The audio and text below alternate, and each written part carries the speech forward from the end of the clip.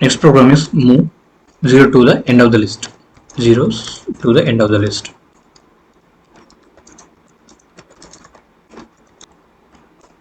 You can see this is the input I have taken. This is the output which we are required. So now what I need, I am going to take zeros as one variable with empty list and going to take non-zeros, which means I'm going to store the zeros to these zeros and non-zero values to this list.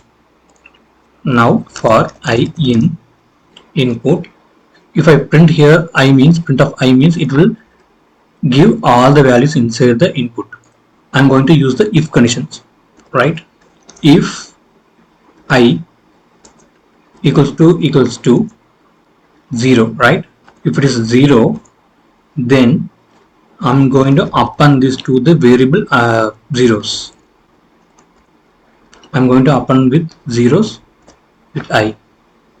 Then else, if it is not 0, then I'm going to append the I value with non-zero variable, append of I.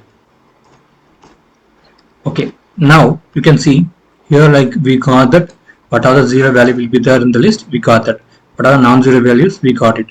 Now what we need to join that, right? So for that I'm going to use that output as a variable equal to, we need that first, right? So what we need, the output, you can see this is the non-zeros. Actually these are the non-zeros and these are zeros. So I'm going to use that non-zeros plus zeros. Why I'm using the plus symbol means here both are lists, so I can able to join. So that's why I can able to join and we can able to get the result from the output variable, print the output. Okay, now I'm going to run it. You can see we got the output.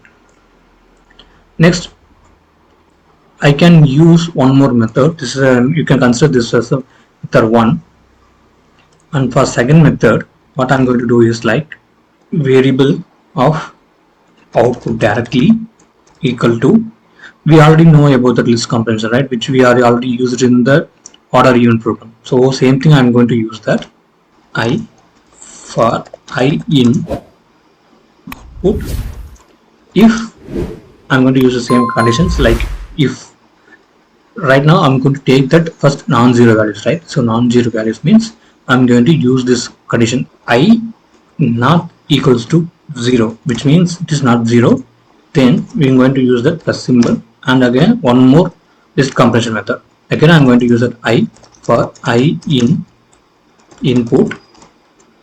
If I equal to 0, first list comprehension is going to take that non-zero values. Here what it happens means is like if it is the value is equal to 0, then this will get the all the zeros and it will append it to the list in the output list. I'm going to print that output. This is method 2. Now I'm going to run that this method. You can see there is no difference. Single line, same logic will be applied and I got the output.